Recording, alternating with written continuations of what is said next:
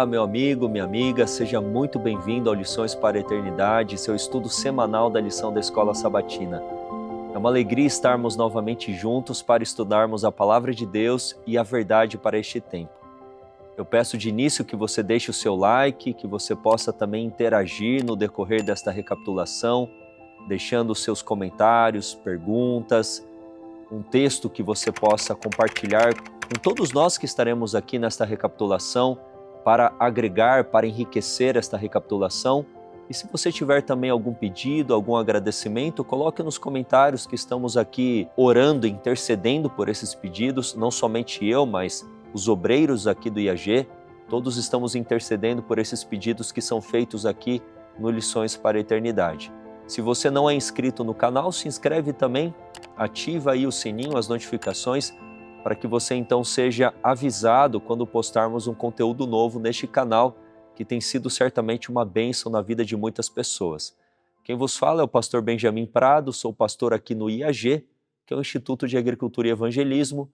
Faz alguns vídeos eu tenho falado a respeito das ações do IAG, e nós somos um ministério de sustento próprio, um ministério de apoio à missão da Igreja Adventista do Sétimo Dia. E nós estamos avançando em muitas frentes para a honra e glória de Deus, e uma das frentes mais expressiva é a gráfica. Temos diversos títulos impressos, mas principalmente trabalhamos com os livros de Ellen White, os livros que chamamos de espírito de profecia ou dos testemunhos. E já de início aqui, antes de começarmos até a recapitulação, eu quero apresentar esses dois livros que no decorrer desta lição eu comentei a respeito de uma promoção que há. Nós temos aqui então o Desejado de Todas as Eras, que é mais conhecido como Desejado de Todas as Nações. É um livro que no seu interior é apresentado algumas ilustrações, um material de muita boa qualidade, uma diagramação muito bem feita também, e este livro ainda está em promoção. R$ 10,99 você pode adquirir este material, não apenas para leitura particular, mas também para realizar evangelismo com a família, com a vizinhança. E este livro também, A Grande Controvérsia, que nós, para a honra e glória de Deus, já distribuímos e vendemos cerca de 1,5 milhão, mais de 1,5 milhão de cópias, e é um grande feito porque milhares de pessoas estão conhecendo a verdade que as preparará para o breve retorno de Cristo Jesus. A Grande Controvérsia, mais conhecido este livro como O Grande Conflito, está em promoção também, R$ 4,99. Não dá nem para comer um lanche hoje com esse valor. E você pode adquirir este livro também por uma leitura particular, como muitos têm feito, mas também para realizar evangelismo aí na sua cidade ou em cidades sem presença adventista.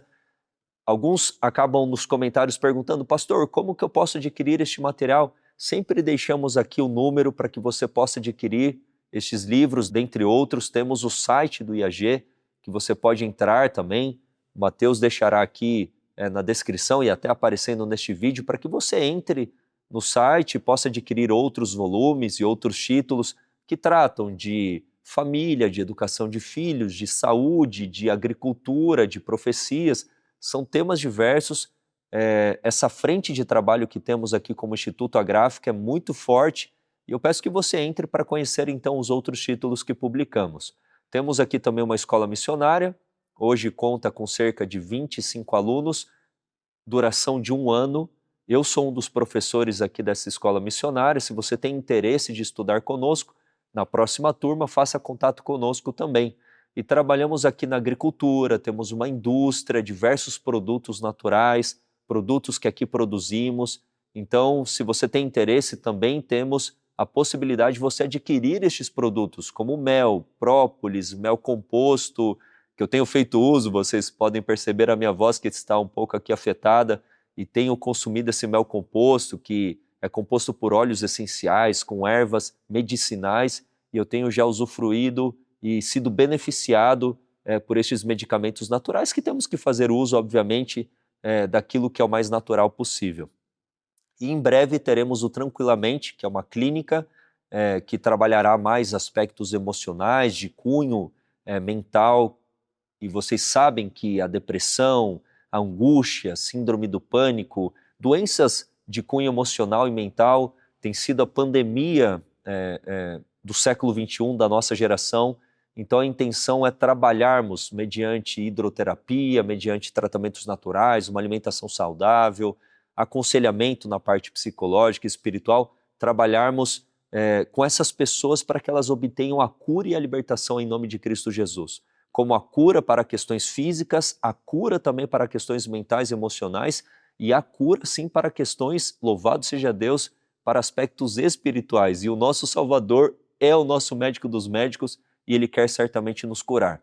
A clínica não estará localizada aqui, onde estamos, porque estamos na zona rural de Capitólio, sul do estado de Minas Gerais.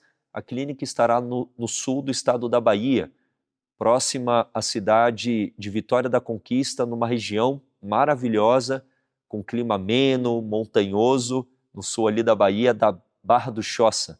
Então, em breve estaremos divulgando, acompanhe aqui o trabalho que nós realizamos no IAG. É tempo de consagração, tempo de busca pelo derramamento do Espírito Santo, tempo de nos unirmos em oração e estudo da Palavra de Deus.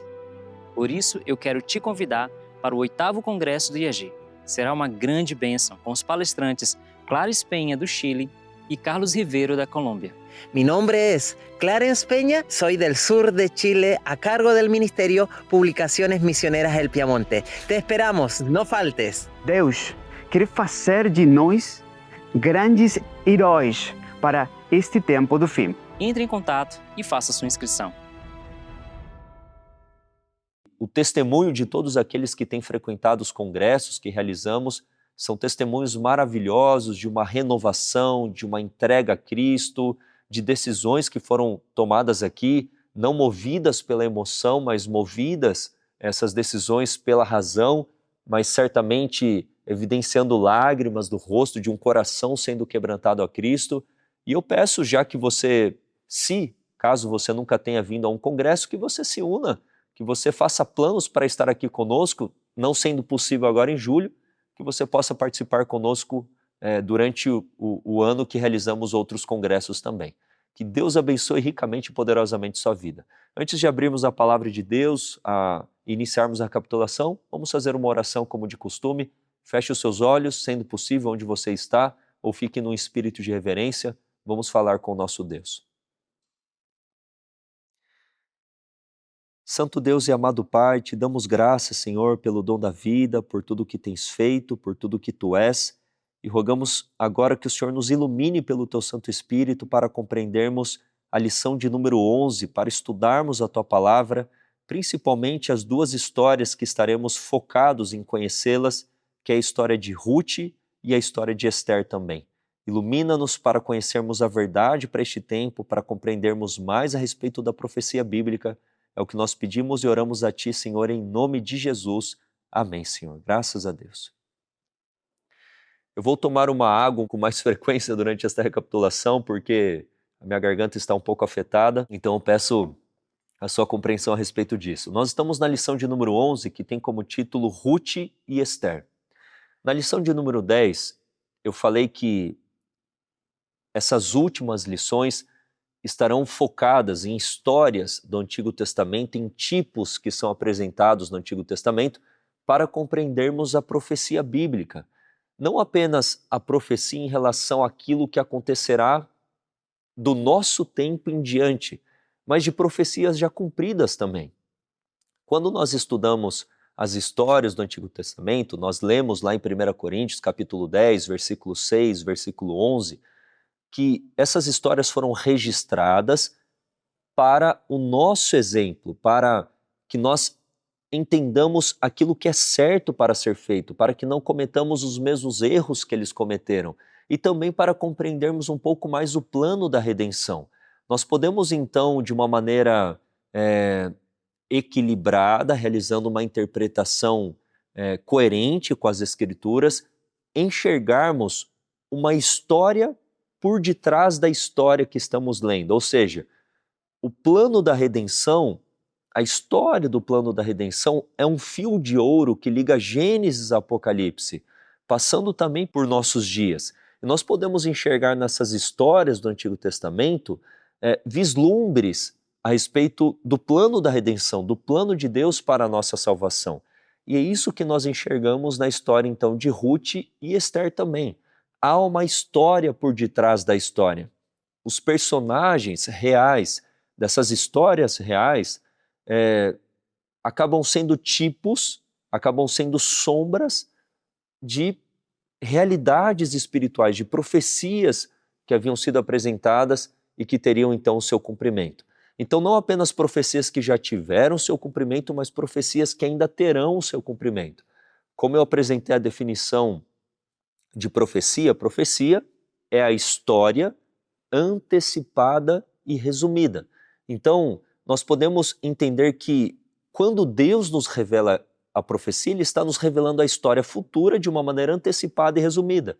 E o que é história? História é profecia, então, cumprida e ampliada. Nós podemos entender, então, que a profecia que foi cumprida é uma história, a profecia se cumpre no decorrer da história, e podemos entender essa história, então, de uma maneira mais ampla, de uma maneira mais ampliada. Nós podemos entender que Deus está conduzindo a história deste mundo. Obviamente, Deus respeita o livre-arbítrio, mas na soberania divina, Ele está conduzindo todas as coisas para o cumprimento dos seus desígnios. E nós podemos enxergar, então, nessas histórias, o plano da redenção e que esses personagens, eles prefiguram, eles apontam como tipos para os antítipos, para essas profecias bíblicas que são apresentadas, e no decorrer dessa lição isso ficará mais claro também. O autor ele comenta que, na lição de sábado, o centro do estudo sempre deve ser Jesus. Nós devemos enxergar nas histórias bíblicas o Cristo, nós devemos enxergar nas histórias, agora no plural bíblicas, nós precisamos enxergar o Cristo, o plano da redenção, e isso é muito importante. Nós temos a imagem da lição de número 11, e caso você não tenha aqui a lição, eu estou te mostrando para que você possa entender a interpretação que eu apresentarei agora. Nós temos aqui então uma Bíblia aberta e nós temos uma noiva em cima desta Bíblia e a sua sombra projeta então uma igreja. E nós temos aqui uma nuvem, né? Uma luz, uma glória que sai desta nuvem, que brilha nesta noiva e a sua sombra é a igreja. Eu falei no estudo passado que quando vamos para a profecia do Apocalipse principalmente, a noiva, a esposa do Cordeiro, não é a igreja, mas o reino da glória, a nova Jerusalém. E nós, como igreja, nós somos os convidados para o casamento de Jesus Cristo. O casamento de Jesus Cristo é Ele receber do Pai o reino da glória. E de acordo com a profecia de Daniel 7, Ele vai então receber o reino da glória, receber a noiva da mão do Pai, e Ele vai então entregar este reino aos santos do Altíssimo, que é o seu povo. Mas quando vamos para as profecias do Antigo Testamento, para essas histórias do Antigo Testamento, nós podemos enxergar que a mulher ou a esposa pode ser entendida como o povo de Deus. Nós temos inúmeros textos bíblicos, principalmente nos profetas, em que Deus ele chama o seu povo de a sua esposa. Nós podemos lembrar aqui da própria história de Oséias também. Oséias estava representando Deus indo atrás do seu povo que se prostituía com a mentira, se prostituía com os falsos ídolos e assim por diante. Então nós temos uma mulher representando o povo de Deus. Então, mulher em profecia é a igreja, a esposa pode ser entendida também como a igreja, mas quando vamos interpretar as profecias do Apocalipse, precisamos entender o contexto, em que naquele contexto a noiva, ela é então o reino da glória, a nova Jerusalém.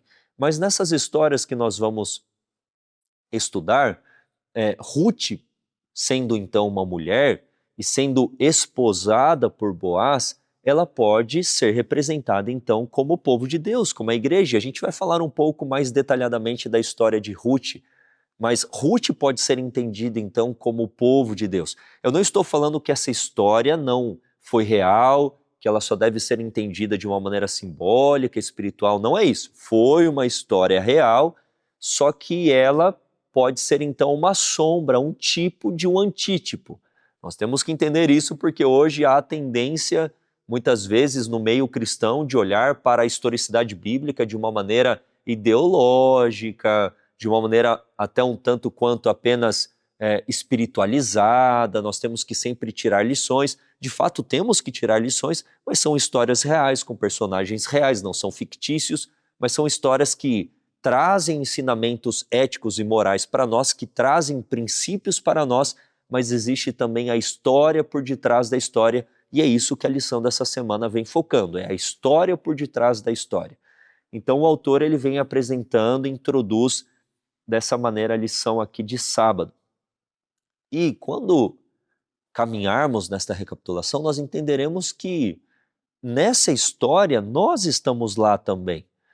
Em qual sentido? E aqui eu quero trazer um pouco mais para o contexto do Novo Testamento. Quando Cristo restaurava a vista de um cego, nós podemos também nos colocar no lugar daquele cego e entender que aquela cegueira pode ser, num certo sentido tipológica, uma cegueira espiritual, que Cristo, como médico dos médicos, nos dá então o colírio do Espírito Santo, nos dá o batismo do Espírito Santo, opera este milagre na nossa vida para enxergarmos as coisas espiritualmente.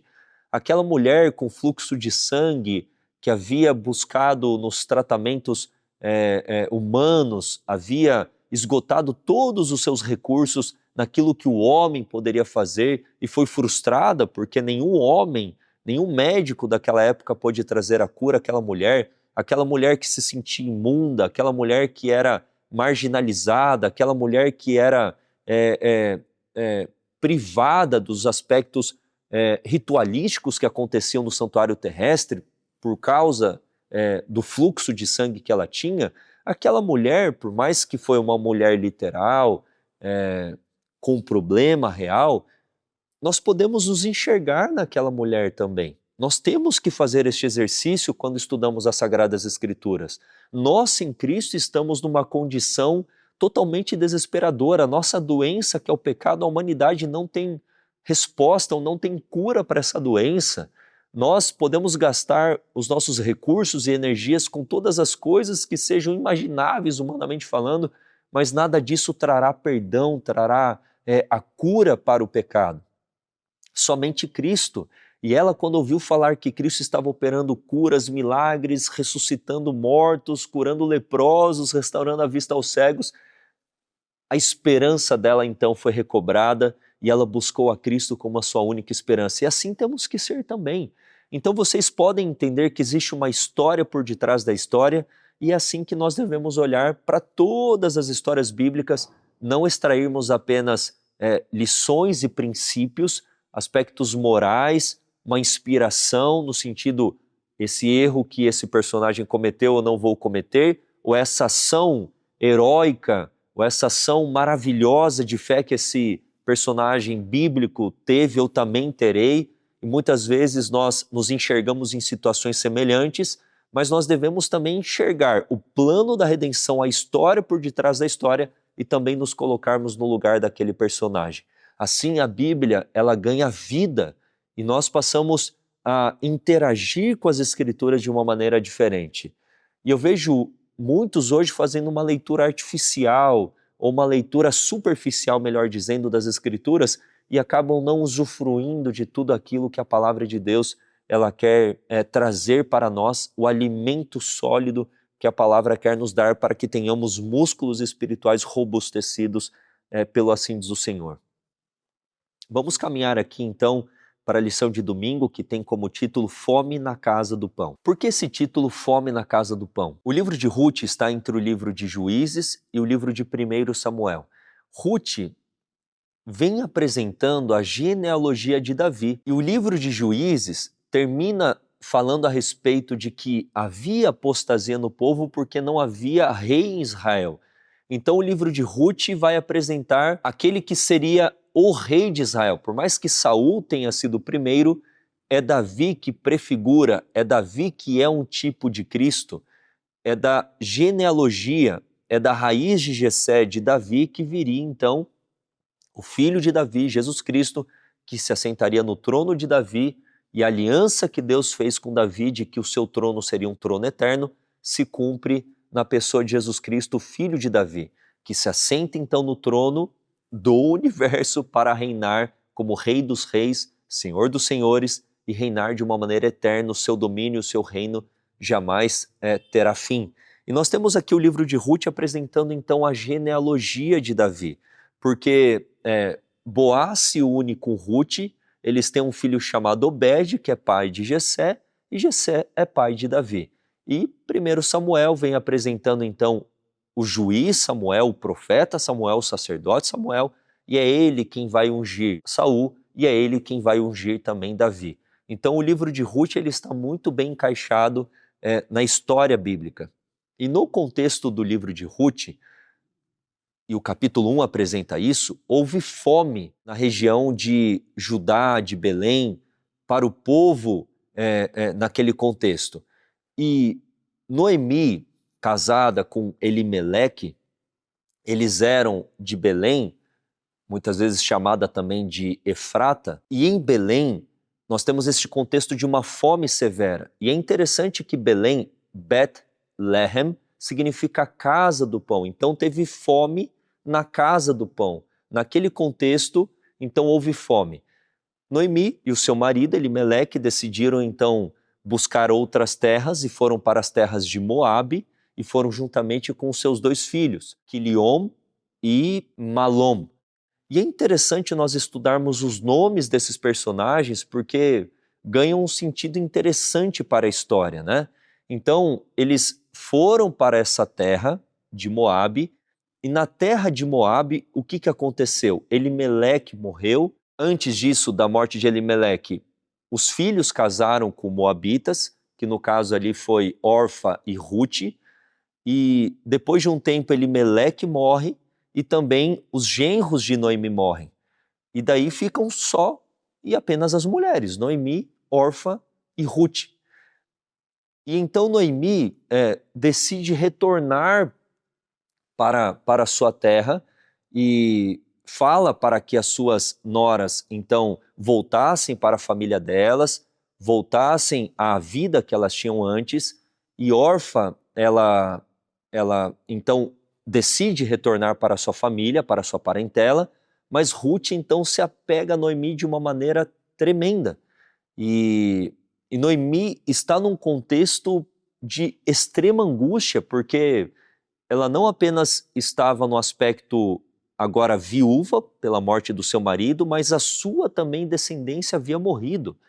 Noemi, agora, num contexto de viúva, ela estava fadada à pobreza. E naquele contexto, dar uma descendência, dar uma genealogia era algo muito, mas muito assim importante, era o sentido da vida da mulher. Tanto que pela descendência poderia vir o Messias, o Cristo, era o sentido da vida da mulher, então dar a descendência e preservar o nome da família do marido. E agora Noemi se encontra num contexto de extremo desespero. E a gente vê declarações da própria Noemi no capítulo 1 que apresentam esse desespero, que apresentam essa amargura, tanto que ela fala que o nome dela deveria ser mudado de Noemi para Mara, que significa amarga. E olha só o que diz aqui os versos 13, 16 e o versículo 20 e 21. Olha só declarações aqui da própria Noemi. Esperá-los-íeis até que viessem a ser grandes. Noemi está falando para Ruth e Orfa: o marido de vocês morreram, meus filhos morreram. Vocês vão esperar eu ter outros filhos e eles ficarem grandes para que vocês possam casar com eles, para que vocês então continuem com a descendência? Ela está fazendo uma pergunta a elas. Deter-vos-íeis por eles sem tomardes marido? Não, filhas minhas, que mais amargo me é a mim do que a vós mesmas, porquanto a mão do Senhor se descarregou contra mim. Então você vê aqui uma declaração de angústia de Noemi. Versículo 16. Versículo 20. Porém, ela lhes dizia: não me chameis Noemi, chamai-me Mara, porque grande amargura me tem dado o Todo-Poderoso. Versículo 21. Cheia parti, porém vazia o Senhor me fez tornar. Por que, pois, me chamareis Noemi? O Senhor testifica contra mim, e o Todo-Poderoso me tem feito mal. Então aqui nós temos a condição de Noemi, né? Fadada agora à pobreza, e muitas viúvas caminhavam para a prostituição. E é por isso que você encontra no Novo Testamento que a verdadeira religião é nós assistirmos, é nós auxiliarmos, ajudarmos as viúvas e os órfãos. Porque nesse contexto, principalmente bíblico aqui do Antigo Testamento e até já no Novo, as viúvas estariam fadadas a uma vida de pobreza, muitas delas de mendicância, de prostituição. Então era uma condição extremamente amarga mesmo. E essa é a nossa condição no mundo de pecado. Então, neste mundo de pecado, não há pão que sacie a nossa fome de justiça, a nossa fome espiritual, e nós os encontramos na mesma condição que Noemi. É claro que ela estava tendo uma visão distorcida a respeito de Deus, de que Deus havia causado isso a ela, mas é a nossa condição também. Muitas vezes, pela falta de entendimento, pela falta de compreensão, nós temos uma visão distorcida a respeito do caráter de Deus. E quando eu falei a respeito do significado dos nomes, olha só isso que interessante. Os filhos de Noemi significam os nomes Malom e Quiliom. Malom significa doente, enfermo. E Quiliom significa aquele que chega ao fim, ou aquele que desvanece, aquele que desfalece. E assim é a nossa condição também no mundo de pecado. Por causa da doença chamada pecado, nós vamos desfalecendo até a morte, até a nossa própria destruição. E é interessante o nome também de Ruth e Orfa. Orfa significa pescoço, porque Orfa não quis retornar com Noemi para Belém, para a sua terra. Ela decidiu voltar para a sua família, para a sua parentela, e virou então as costas para Noemi. E neste sentido ela virou as costas para Deus também. Então muitos podem ser vistos e entendidos, representados por Orfa, que mesmo neste contexto de amargura, de desesperança, de morte, de desfalecimento, de fome espiritual, muitos ainda viram as costas a Deus, viram o pescoço a Deus, mas muitos acabam sendo como Ruth. E Ruth significa, então, amizade, significa companheira. Ruth foi companheira de Noemi. E ela faz uma declaração aqui no versículo 16 que é maravilhosa. Respondendo a declaração de Noemi, Ruth disse para Noemi: disse, porém, Ruth: não me enches para que te abandone e deixe de seguir-te, porque aonde quer que tu fores, irei eu. E onde quer que pousares, ali pousarei eu. Olha agora, o teu povo é o meu povo, o teu Deus é o meu Deus. Então Ruth, por mais que fosse moabita, que fosse uma pagã, em resumo dizendo isso,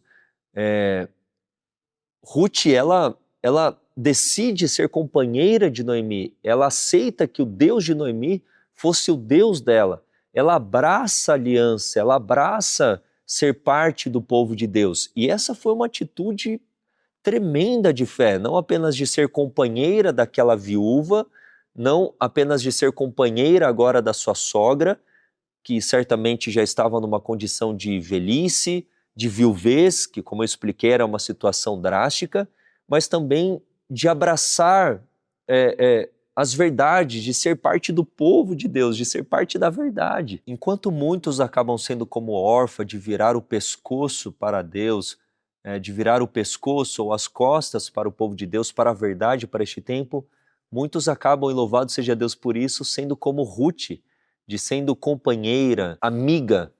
E neste sentido ela foi de Noemi, mas do povo de Deus, de fazer parte do povo de Deus, de abraçar a verdade, abraçar o evangelho. E isso é maravilhoso, e essa deve ser então a nossa postura, assim como Ruth decidiu abandonar os ídolos, decidiu abandonar e sair do contexto pagão e se unir a Noemi, assim também nós devemos tomar essa decisão de abandonar este mundo de pecado e nos unirmos ao povo de Deus. E nós temos aqui uma pergunta no final da lição de domingo que eu achei muito interessante e quero trazer aqui para você, que diz: com cerca de 6.000 anos de pecado, a terra ainda revela o amor e o poder de Deus. Ou seja, por mais que nós estejamos numa condição de pecado, nessa condição de fome espiritual, de malom e quiliom, de doença, de enfermidade, de algo que desvanece, desfalece, de morte, nós temos ainda esperança. E é o que nós veremos no capítulo 2 de Ruth e na lição aqui de segunda-feira. A figura de Boaz, sendo já um tipo de Cristo, é uma figura que trouxe esperança para Ruth e Noemi. E assim também o Evangelho, Cristo traz esperança para nós. E o amor de Deus, mesmo neste mundo de pecado, ele é revelado a nós. E eu fico sempre pensando, né, quando a gente pega aquela fruta deliciosa, eu amo manga, e na época de manga, aquela manga Palmer, quando você pega aquela manga suculenta, a própria casca, né, o próprio aroma da fruta já é assim delicioso. Então por que a fruta é cheirosa? Por que quando você come e se delicia com aquela fruta, ela é saborosa? Por que as frutas têm um gosto diverso? Porque poderia ser apenas um gosto, e esse gosto não ser tão prazeroso. As coisas poderiam ter, quem sabe, apenas um aroma ou nem terem aroma. Tudo poderia ser cinzento. Então por que a gente vê cores, formas, beleza, aromas, sabores diversos, experiências diversas? Mesmo no mundo de pecado a gente pode ver a beleza na natureza, a gente pode ver aqueles que são guiados pelo Espírito de Cristo tendo ações de amor, e isso alegre preenche o nosso coração. Então a gente pode ver a misericórdia de Deus, o amor de Deus nos mínimos detalhes, e nós temos que fazer esse exercício diário. É porque no dia a dia, naquilo que vai se tornando comum, a gente vai desassociando o que se torna comum do que é de fato extraordinário. E o amor de Cristo é extraordinário. Então quando eu tomo uma água, estou aqui com a garganta um pouco seca e tomo uma água, louvado seja Deus por isso, que hidrata, que sacia a sede, que eu tenho que ver nisso o amor de Deus também. Em estar aqui aquecido, de Deus estar restaurando a minha saúde, de ter uma família, de ter filhos saudáveis. Caso você tenha um filho que tenha um problema, mas em quantas coisas, em milhares de coisas nós podemos ver o amor de Deus.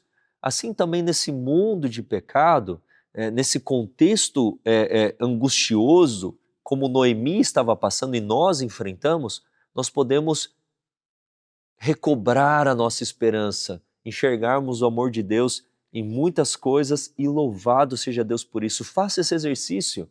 Pare de olhar para as coisas negativas e olhe para as coisas positivas, para as coisas pequenas e grandiosas. Muitas vezes nós queremos ver a manifestação do amor de Deus apenas em coisas gigantescas e grandiosas, mas nós devemos ouvir no canto de um pássaro, numa brisa suave, sabe, no acordar e respirar, no poder caminhar, N situações que vivemos diariamente, que para nós é comum, mas nós devemos ver ali o extraordinário, nós devemos ver o amor de Deus. Faça esse exercício diário e você verá que muitas vezes os desafios que você está enfrentando, você obterá a cura e a restauração de enxergar mais o amor de Deus em todas as coisas. Até nas tribulações, porque quando somos fracos, aí é que somos fortes, no sentido de que quando nos sentimos humilhados, quando o nosso orgulho é lançado no pó, a nossa autossuficiência, é aí que nós buscamos a depender mais e mais de Cristo. Então até nas tribulações nós precisamos louvar a Deus e enxergar o amor de Deus em todas as coisas. Vamos avançar aqui para a lição de segunda, que tem como título Ruth e Boaz. E trabalhando aqui já o capítulo 2 do livro de Ruth, e Boaz significa força, vigor, aquele que tem em si o vigor, aquele que tem em si a força. E o verso 1 do capítulo 2 já expressa a respeito do significado do nome de Boaz. E diz aqui o versículo 1. E tinha Noemi um parente de seu marido, homem valente e poderoso, da família de Elimeleque, e era o seu nome Boaz. Olha só que interessante. Então Boaz, um homem valente e poderoso, que em si tem força, que em si tem vida, que em si tem vigor. quer mais uma tipificação de Cristo do que Boaz, que em si tem vida, que em si tem vigor, que é o homem valente, vigoroso, vencedor, e ele é aquele que será apresentado então no livro de Ruth, Boaz, tipificando a Cristo como o nosso Goel, ou o nosso Redentor, o nosso resgatador.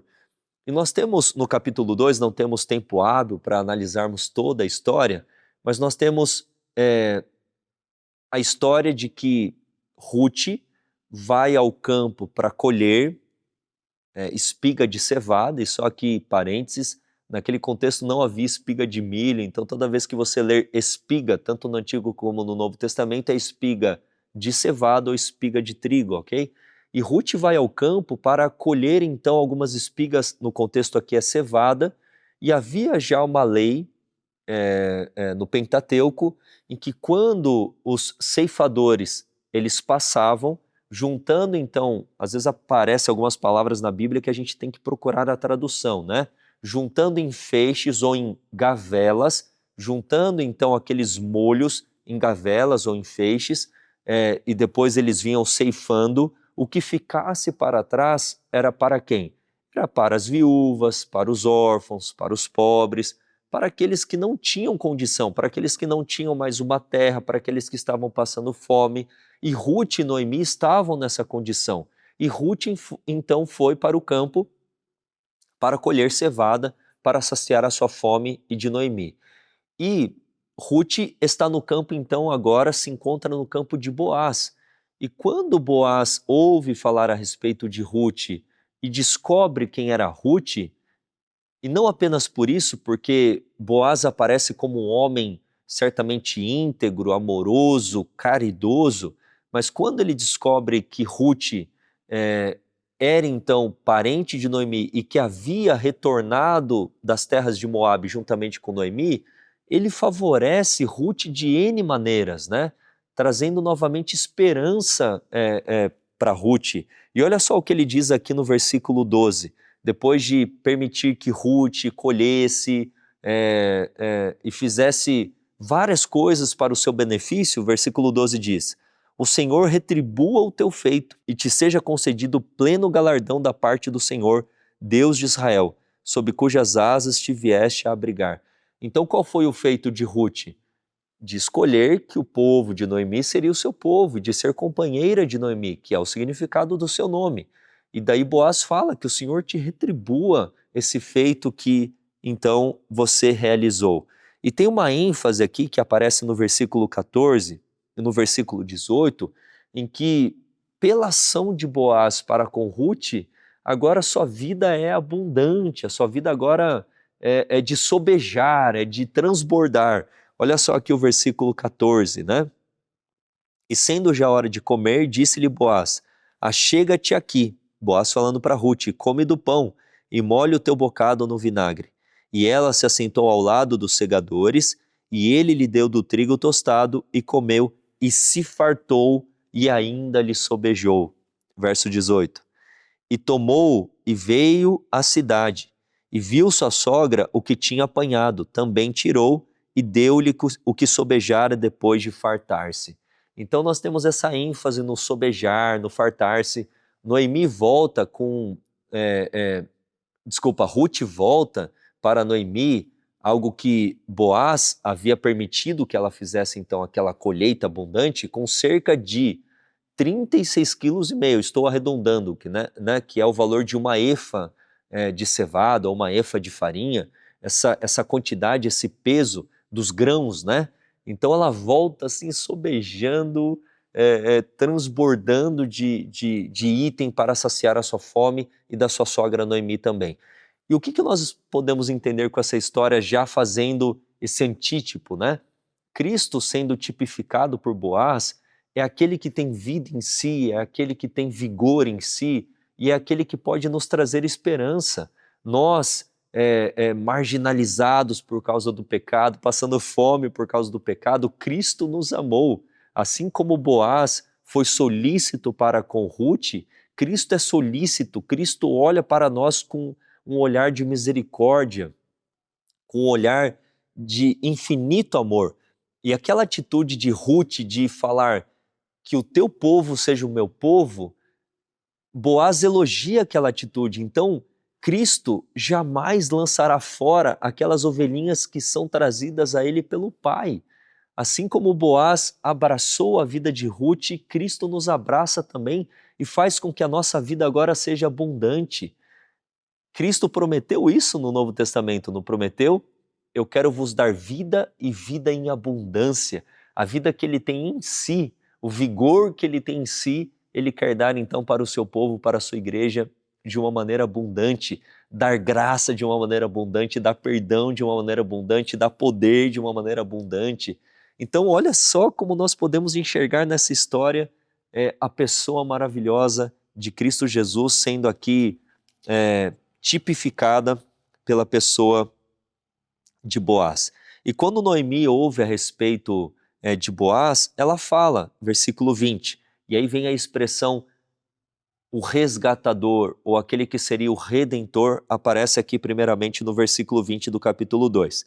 Então Noemi disse à sua nora, bendito seja ele do Senhor, que ainda não tem deixado a sua beneficência nem para com os vivos, nem para com os mortos. Disse-lhe mais Noemi, este homem é nosso parente chegado, e um dentre os nossos remidores, ou Goel, ou aquele que seria então o resgatador. Boaz, por ser, e isto está na lei do levirato, de que o parente próximo poderia então ser o resgatador. E a gente teria que ler então Deuteronômio 25, do verso 5 ao verso 10, depois eu peço que você leia no particular, em que o parente mais próximo daquela que estava agora viúva, no caso o cunhado, ele deveria esposar e suscitar descendência para o seu irmão, para que o nome do seu irmão não se apagasse. Então o cunhado deveria suscitar descendência para aquela cunhada que agora no caso estava viúva. E o parente próximo era Boaz. Mas agora a história, seguindo já para o capítulo 3, vem apresentando Noemi, dando uma estratégia para Ruth, apresentar para Boaz de que ele era o resgatador e mostrando uma atitude de humilhação, de humildade da parte de Ruth, que ela queria então ser resgatada, redimida, que ela estava aberta e disposta a isso. E Noemi então apresenta aquilo que já era uma tradição e previsto por lei, Deuteronômio 25, do verso 5 ao verso 10, de que então Boaz poderia ser o resgatador. Capítulo 3 vem apresentando então este contexto. Só para finalizarmos a lição de segunda, então Boaz, ele é um tipo de Cristo. E o final aqui do último parágrafo diz, a imagem de Cristo vista em Boaz muda o conceito que muitas vezes as pessoas podem ter do caráter de Deus. Deus nos vê e apesar da nossa pobreza, Ele nos quer como sua noiva. Que coisa mais linda, louvado seja o nome do Senhor por isso. E avançando para terça-feira, e aqui nós podemos entrar já nos capítulos 3 e 4, nós temos a ação de Boaz em ser agora o resgatador, o redentor de Ruth e também de Noemi, sem dúvidas. E Boaz, então, tem como título aqui a lição de terça, Boaz, o resgatador. E nós temos aqui agora vários elementos que são muito preciosos e eu quero extrair lições muito ricas e espirituais para nós neste momento. Noemi fala então para Ruth que Boaz estaria realizando lá na eira um processo de bater, e até aqui a palavra que traz no português muitas vezes ela é desconhecida, que diz aqui no versículo 2, que Boaz estaria então padejando, eis que esta noite padejará a cevada na eira. A eira era um lugar então que eles removiam a palha do grão, era um local então em que havia essa separação, que havia esse joeiramento, essa sacudidura, era na eira.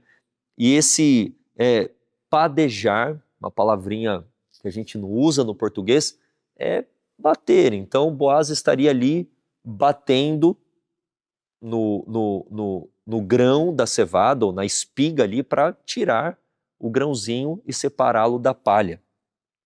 E ela fala para Ruth, quando então Boaz estiver fazendo isso, e depois que ele comer, depois que ele beber, depois que ele estiver saciado, você vai se aproximar e vai retirar a sua sandália e vai se deitar junto aos seus pés, e você entenderá o porquê disso. Ela não deu muitos detalhes. E daí Ruth, sendo então humilde, ela responde, né? Versículo 5, e ela lhe disse, tudo quanto me disseres, farei. E exatamente isso que acontece nos demais versículos, em que Ruth se aproxima de Boaz, que já está ali depois de ter comido, bebido, que está dormindo, descobre o pé de Boaz, e daí quando Boaz desperta, ele fala no versículo 9, disse ele, quem és tu? E ela disse, sou Ruth, tua serva. Estende, pois, tua capa sobre tua serva, porque tu és o remidor. E estender a capa estende o teu favor, estende a tua benevolência, estende a tua ação de ser o remidor para comigo.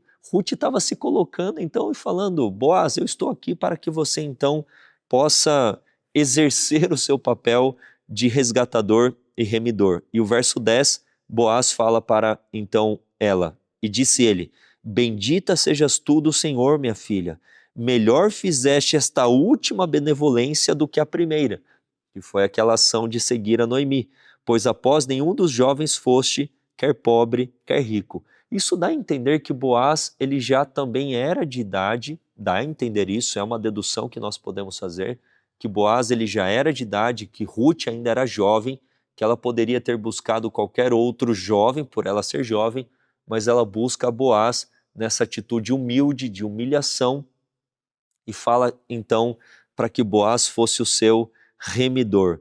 E fala então Boaz que ela era uma mulher virtuosa e a favorece e a respeita, porque naquele contexto ele não a conheceu, ou seja, eles não se uniram sexualmente, porque Boaz fala que havia um outro parente mais próximo que ele, mas que ele resolveria essa situação. Ou seja, se aquele parente mais próximo que ele não aceitasse ser o Goel, ou o remidor, ou o resgatador, que ele então exerceria essa função. E aí vem o capítulo 4. Mas antes disso, é assim que nós devemos nos aproximar de Cristo. Assim como Ruth se aproximou de Boaz, de uma maneira humilde, se humilhando, assim nós devemos nos aproximar de Cristo também como a sua igreja.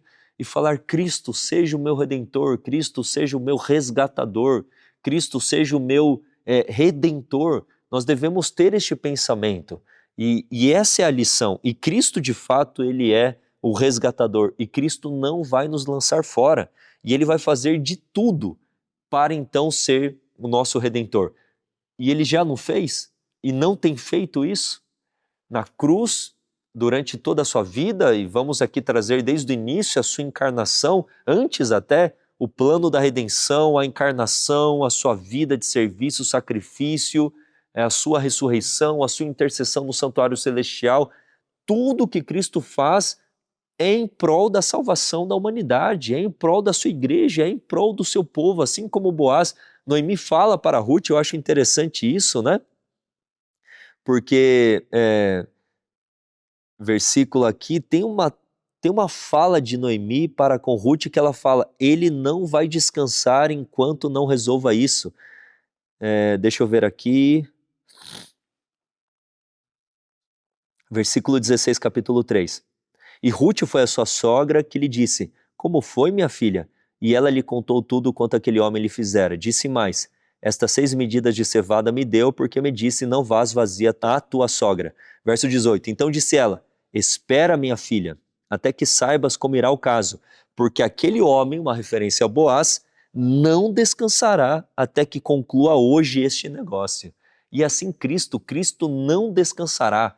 Cristo, ele não vai depor as suas vestes sumos sacerdotais, ele não vai deixar de ser o cordeiro, deixar de ser o sumo sacerdote, e aqui, logicamente, ele eternamente é o cordeiro, né? Mas ele não descansará enquanto não ver o seu povo redimido nas mansões celestiais. E é assim que nós devemos ver essa história também. Eu acho lindo nós enxergarmos essa história por detrás da história. E o capítulo 4, então, Boaz, ele segue o que era previsto por lei. Ele então vai à porta da cidade, reúne ali testemunhas, os anciãos, chama o parente que seria mais próximo do que ele e fala então a este parente: olha, tem Noemi, Noemi está querendo vender a terra, que é de Elimeleque, seu marido que faleceu, você é o resgatador, você tem interesse. E daí esse fulano, que a Bíblia aqui não traz o nome, fala: eu tenho interesse. Mas daí Boaz fala: mas também tem Ruth, e você vai ter que desposá-la e suscitar descendência a ela, assim como previa a lei. Só que, diante disso, esse fulano, essa pessoa recua. E ela fala aqui no versículo 6, capítulo 4, verso 6. Então disse o remidor: para mim não a poderei redimir, para que não prejudique a minha herança. Toma para ti o meu direito de remissão, porque eu não a poderei redimir. Verso 7. Havia, pois, já de muito tempo este costume em Israel, quanto à remissão e permuta, para confirmar todo o negócio. O homem descalçava, olha só isso, o homem descalçava o sapato e o dava ao seu próximo, e isto era por testemunho em Israel. Verso 8, disse, pois, o remidor a Boaz: toma para ti, e descalçou o sapato. Ou seja, ele delega, ele entrega esse papel agora, ele se abdica de procurar ser o redentor, o resgatador, e entrega isso a Boaz. Então havia esse aspecto, havia essa tradição, mas isso está lá em Deuteronômio 25, do verso 5 ao verso 10. Mas aqui eu quero extrair lições maravilhosas, porque nós não podemos deixar de pensar em outras histórias bíblicas também. Você se recorda que quando Moisés, durante a sua fase no deserto, e Deus aparece para ele numa sarça ardente, Deus diz para Moisés: Moisés, tire as sandálias dos pés, porque a terra em que estás é uma terra santa. O que Deus quis mostrar para Moisés? E o porquê ele falou, tire as sandálias dos pés? É para que Moisés entendesse que, por mais que ele estaria sendo chamado para ser o libertador do povo do Egito, do povo de Israel do Egito, na verdade, quem seria o resgatador, aquele que era o redentor, aquele que seria o remidor do povo, era Deus. Moisés, descalce as sandálias dos pés. Eu estou te chamando para ser este libertador, mas eu sou o libertador, eu sou o Goel, eu sou aquele que vai resgatar o meu povo do Egito. Você será um instrumento em tuas mãos, mas eu sou, então, aquele que libertará o meu povo do cativeiro do Egito. E nós podemos também lembrar, e aqui eu quero trazer um pensamento que eu tive, não estou falando que é isso, porque tem um aspecto cultural, mas nós devemos também lembrar do lava-pés. Havia o hábito, antes da ocasião da ceia, de que um escravo, de que um servo lavava os pés dos convidados antes da ceia, e naquele contexto da Santa Ceia de Jesus com seus discípulos, ninguém queria assumir a posição de uma posição serviçal, uma posição de servo, e Cristo sendo mestre, Cristo sendo o Senhor, assume aquela posição de servo, mas ele faz algo que não era apenas culturalmente falando de limpar os pés, numa atitude de um servo que fazia isso, ou seja, se eu sendo mestre, o Senhor de vocês, estou fazendo essa atitude de servo, quanto mais vocês que são servos devem fazer isso uns para com os outros. Mas nós temos o aspecto também do lavar os pés, e antes disso, tirar as sandálias perante Cristo e falar: Cristo, tu és o meu redentor, tu és o meu resgatador. Nós temos que entender que a salvação jamais é pelas obras, nós temos que entender que não é pela nossa própria força. É claro que existe, e nós temos que entender o aspecto do exercício do livre-arbítrio, do exercício do se esforçar, da vontade, mas quem é o nosso resgatador é Cristo Jesus. Mas nós fazemos isso de um para com o outro também. Ou seja, a igreja, ela não é formada por uma única pessoa não é a igreja. É errado falar, eu sou a igreja. Não, você não é a igreja, mas nós somos a igreja. Isso significa que eu para com o meu irmão, eu sendo um instrumento nas mãos de Deus, eu preciso ser um instrumento então para resgatar o meu irmão, para redimir o meu irmão, para ser um goelo na vida do meu irmão, para eu ser Cristo na vida do meu irmão. Então nós temos aqui, nessa atitude, lições preciosíssimas. Uma lição de que Cristo é o nosso Redentor, de que Cristo é o nosso resgatador, mas também de que nós devemos desempenhar essa função de uns para com os outros de uma maneira, obviamente, de servo, numa atitude de sacrifício, mas entendermos que, óbvio, a salvação ela é individual, mas não significa que nós iremos sozinhos para o céu. É diferente. Até para a cruz que Cristo carregou, ele permitiu, Deus permitiu que uma pessoa por um certo tempo carregasse aquela cruz juntamente com Cristo. É uma lição tremenda para nós. A salvação ela é individual, mas por que eu não posso aliviar o fardo do meu irmão? Entende a diferença? Porque muitas vezes esse aspecto, a salvação é individual, ela é usada para nós nos esquivarmos muitas vezes da responsabilidade que temos para com a salvação das pessoas ao nosso redor. E nós devemos nos sentir responsáveis e devedores para com Deus e para com o próximo. Porque se todos somos pecadores e eu estou usufruindo da verdade, o que isso me torna melhor do que o meu irmão? Nada, me torna devedor. Eu preciso levar essa esperança, aquilo que me tirou dessa fome espiritual, desse contexto de amargura e morte espiritual, a esperança que vem de Cristo Jesus, ele é o nosso resgatador, eu preciso levar isso para as pessoas ao meu redor.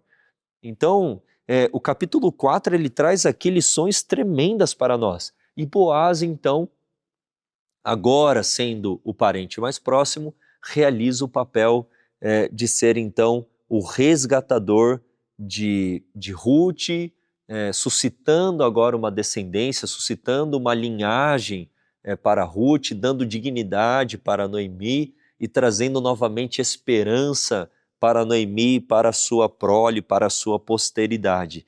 E é interessante que quando Boaz então conhece a Ruth, resgata a Ruth e tem relação com Ruth, olha só o que diz o versículo 13 do capítulo 4. Assim tomou Boaz a Ruth e ela lhe foi por mulher, e ele a possuiu. E o Senhor lhe fez conceber e deu à luz um filho. E quando Noemi agora pega esta criança em seus braços, chamada Obed, e Obed significa o servo, olha só que coisa tremenda, né? O filho de Cristo com a igreja deve ser servo. Isso é muito profundo, queridos.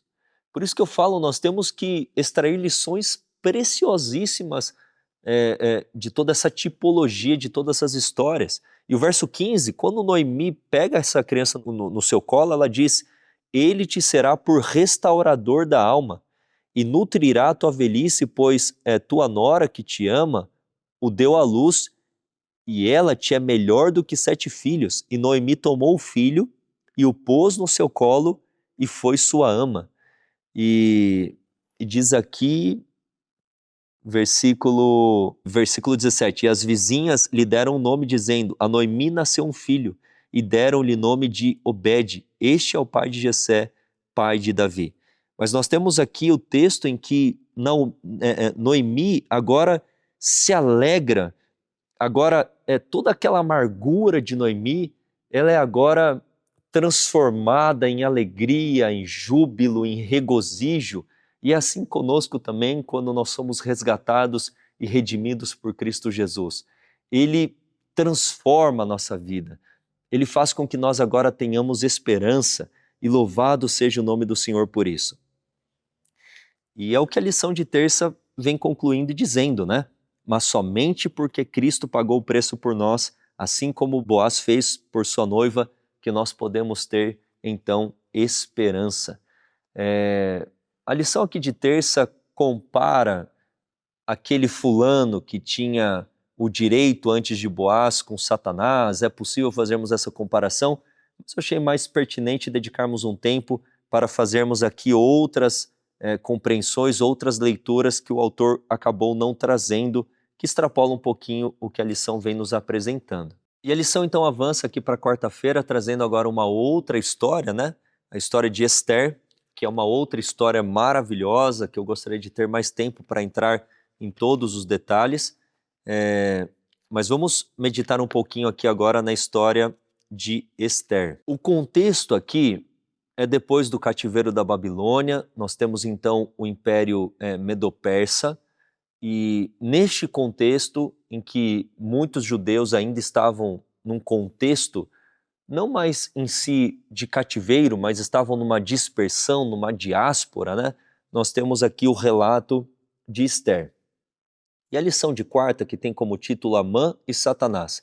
E aí sim nós podemos entender, a partir do capítulo 3 do livro de Esther, que de fato Amã, ele é um tipo de Satanás, ou de todo esse mundo ímpio que o livro do Apocalipse vem falando, os que habitam sobre a terra, que são aqueles opositores a Deus, opositores à lei de Deus e opositores do povo de Deus, que oprimem e perseguem o povo de Deus. O capítulo 3 vem falando que o rei Assuero, ele engrandeceu a Amã, e é interessante que Amã, no versículo 1 do capítulo 3, ele é filho de Amedata, que é um agagita.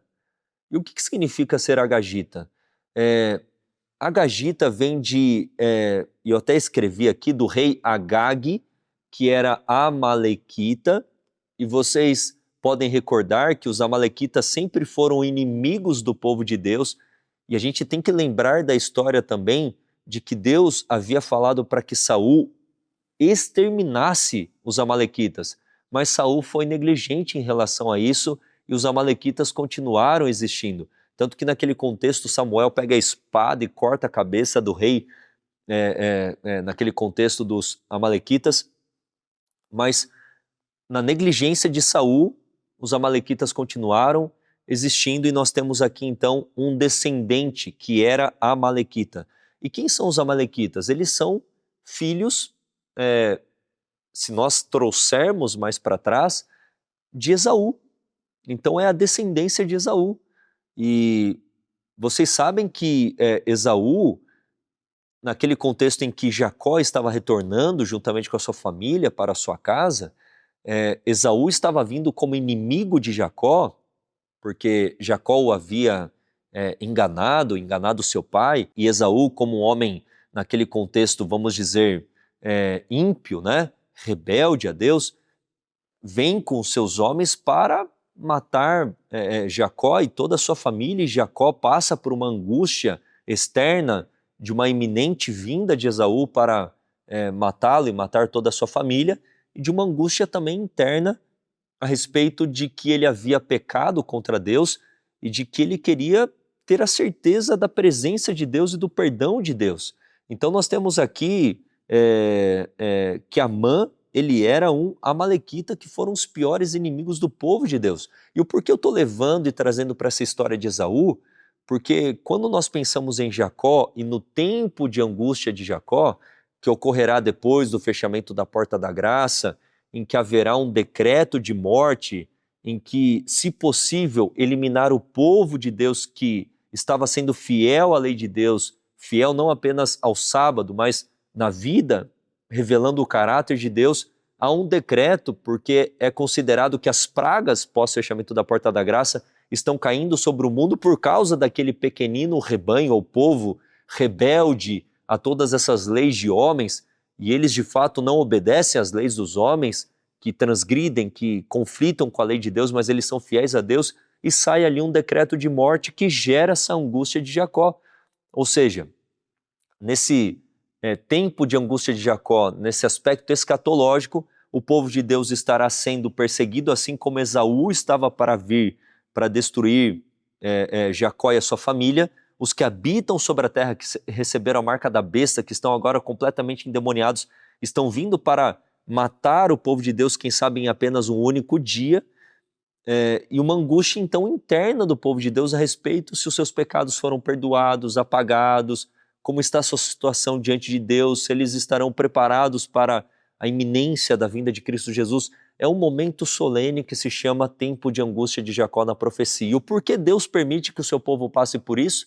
No livro A Grande Controvérsia, Ellen White fala que Deus tem como intento reduzir a natureza pecaminosa ao máximo, reduzir de consumi-la, de destruí-la, de fazer com que o povo de Deus reflita o caráter de Deus em sua plenitude nesse momento de angústia como nunca houve. Então nós podemos certamente entender aqui Amã como um tipo de Satanás e daqueles que oprimem o povo de Deus. Porque o que acontece nessa história aqui de Esther? Amã é favorecido, é engrandecido pelo rei, e ele então agora tem, da parte dos servos do rei Assuero, ele tem a reverência, ele tem o se prostrar desses servos, mas nós temos aqui a figura de Mardoqueu, que não se prostra perante Amã. Por quê? Porque ele era judeu e era fiel à lei de Deus, que o aspecto da adoração, e essa reverência não era apenas uma reverência, mas era até um aspecto de adoração, não poderia ser realizado por nenhum do povo de Deus, porque estaria em conflito com a lei de Deus. E quando Amã então soube que Mardoqueu, que era o único dos servos do rei que não se prostrava a ele, quando ele soube que ele era judeu, então Amã não se contentou com a ideia apenas de, quem sabe, dar fim a Mardoqueu, mas ele começou então a elaborar um plano para matar todo o povo judeu, que é o que diz aqui no versículo 6. Porém, Amã teve como pouco nos seus propósitos o pôr as mãos só em Mardoqueu, porque ele haviam declarado de que povo era Mardoqueu, ou seja, ele era judeu. Amã, pois, procurou destruir a todos os judeus, o povo de Mardoqueu, que havia em todo o reino de Assuero. Amã vai ter com o rei Assuero, para que então o rei emita um decreto, porque ele faz até declarações de que os judeus não cumpriam as leis do rei, de que eles eram opositores ao rei, e aí a gente pode entender Amã também como um poder religioso no tempo do fim, porque nós sabemos que o decreto dominical, de que o decreto que sairá nos Estados Unidos é um apelo do protestantismo apostatado, do aspecto religioso para o poder civil. Assim também, a fidelidade do povo de Deus num contexto escatológico vai despertar a ira, a indignação daqueles que estão se opondo à verdade, daqueles que estão se opondo à lei de Deus e à verdade dada por Deus.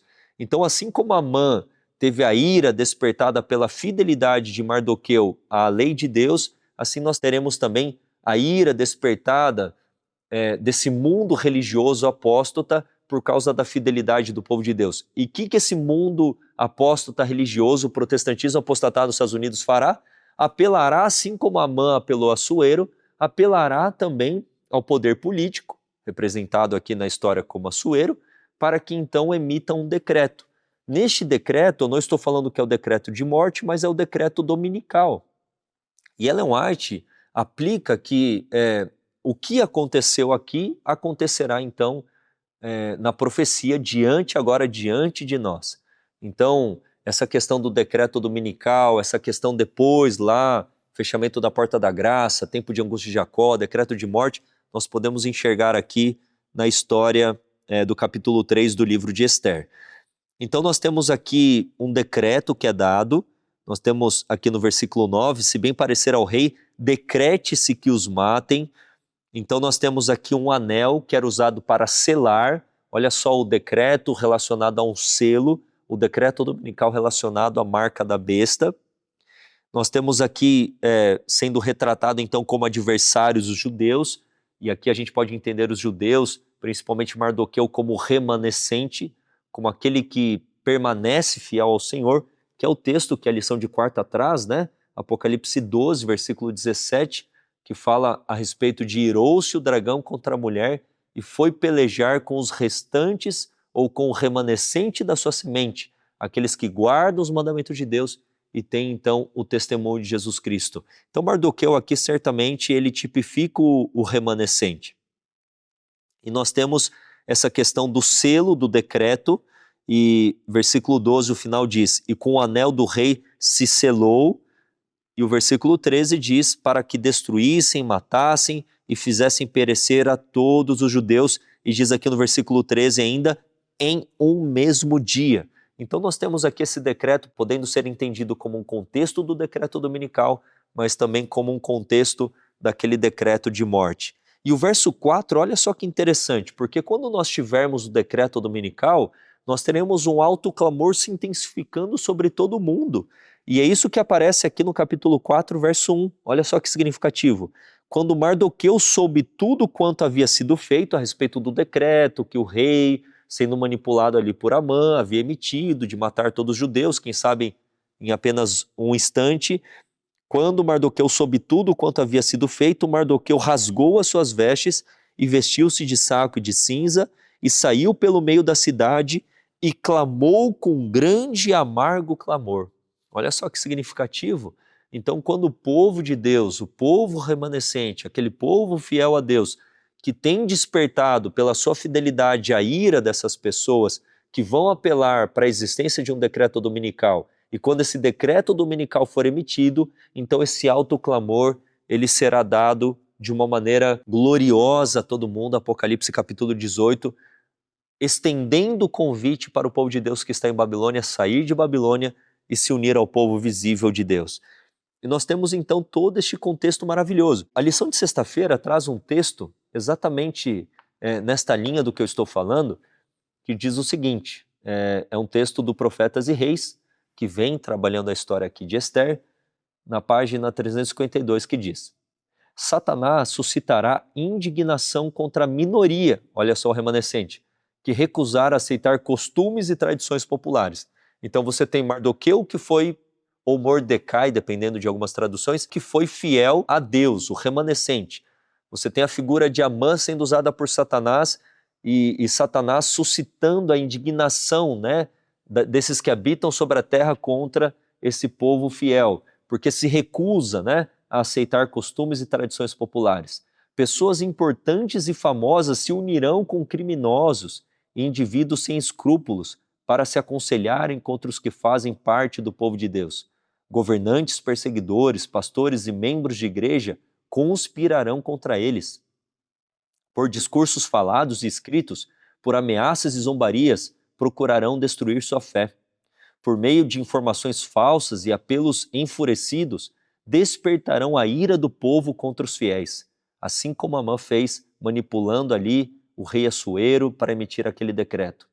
Sem encontrar nenhum, assim dizem as Escrituras, para apresentar contra os defensores do sábado bíblico, eles recorrerão às leis opressivas que supram sua falta de razão.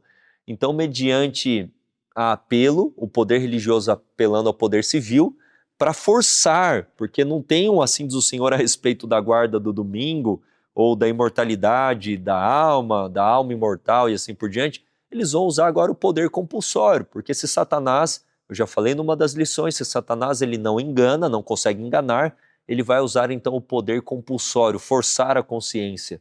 E é isso que ocorreu aqui também. Para assegurar popularidade e aprovação, os legisladores cederão às solicitações para que se promulgam leis dominicais. Mas os que temem a Deus não podem aceitar uma instituição que viole um preceito do decálogo. Nesse campo, será travado o último grande conflito na controvérsia entre a verdade e o erro. Hoje, como nos dias de Esther e Mordecai, ou Mardoqueu, o Senhor vindicará sua verdade e seu povo. Eu fiquei pensando, né? Muitas vezes a gente fala que virá um decreto, mas sabe o que está faltando para vir um decreto que está na agenda de Satanás? Porque decreto dominical, por aquilo que nós entendemos, é uma atitude desesperada de poderes religiosos apóstatas, de um cristianismo apostatado, para oprimir o povo de Deus que está sendo fiel a Deus, assim como Mardoqueu foi. Então isso não tem nada a ver com a agenda de Deus. Mas por que isso não acontece? Porque o povo de Deus hoje está sendo enganado. Essa é a única explicação. Porque quando o povo for fiel, assim como Mardoqueu foi, ou Mordecai foi, quando de fato tiver um povo que pela sua vida de amor, de serviço, sacrifício, pela sua fidelidade à verdade bíblica, à verdade da palavra de Deus, suscitar então essa ira daqueles que não querem se render à verdade bíblica, aí sim nós teremos um decreto dominical, nós teremos leis dominicais. Então muitas vezes eu fico vendo assim, sabe, pessoas falando de papa, de presidente, de não sei o que, etc. Mas enquanto que o foco é termos um povo assim como Mardoqueu, um povo fiel, um povo zeloso, um povo que vive o evangelho. É essa luz brilhando nas trevas que nós teremos então toda a oposição sendo suscitada, pessoas aceitando, assim como nós temos Ruth, mas pessoas também rejeitando, assim como nós temos a história lá de Orfa, né? Então aqui nós temos de uma maneira muito clara a respeito desses pontos que eu apresentei. E vamos finalizar com a lição aqui então de quinta-feira, para um tempo como este, porque diante desse decreto que houve, Mardoqueu apela para Esther para que ela então, de alguma forma, intercedesse perante o rei, e ele fala no versículo aqui 14, que é o que leva o título da lição de quinta, para um tempo como este, que eu gostaria de ler para ficar um pouquinho mais claro. Mardoqueu fala então para Esther, porque se de todo te calares neste tempo, ou seja, se você como rainha não falar nada para com o rei, não fizer nada, você e a casa dos seus pais, a sua família toda perecerá. Não é porque você está no palácio, porque você também é judia, que você vai escapar. Porque você também é judia e você vai morrer, você também será afetada por esse decreto. Verso 14, por quê? Se de todo te calares neste tempo, socorro e livramento de outra parte sairá para os judeus, mas tu e a casa de teu pai perecereis. E quem sabe se para tal tempo como este chegaste a este reino? Ou seja, diante de severa oposição, de tamanha angústia, Esther agora, de uma maneira com muita fé, que é a fé de Jesus Cristo, exerceu o seu papel e passou então a interceder perante o rei Assuero, correndo o risco de ser morta, porque ninguém poderia se colocar na presença do rei sem ser convidada, sem ser convocada, e Esther se coloca de uma maneira audaciosa, e o rei Assuero então é super solícito para com ela, perguntando o que ela queria, e até metade do reino seria dada a ela, que diz aqui no capítulo 5, né? E diante da intercessão de Esther, diante do que acontece, as estratégias que Amã havia elaborado se voltam contra ele, e ele, seus 10 filhos, todos os opositores do povo de Deus acabam sendo destruídos, mas aqui a lição vem trazendo para o aspecto de que no momento de tribulação e angústia é o momento que nós, como povo de Deus, devemos nos levantar. É o momento em que nós não devemos recuar, mas nós devemos avançar mais e mais com a fé de Jesus e cumprirmos o papel que Deus nos chamou para este tempo, o papel de proclamarmos o Evangelho eterno, proclamarmos as 3 mensagens angélicas e levarmos então a verdade para as pessoas ao nosso redor. Então, a lição aqui de quinta-feira vem trabalhando muitos aspectos, né?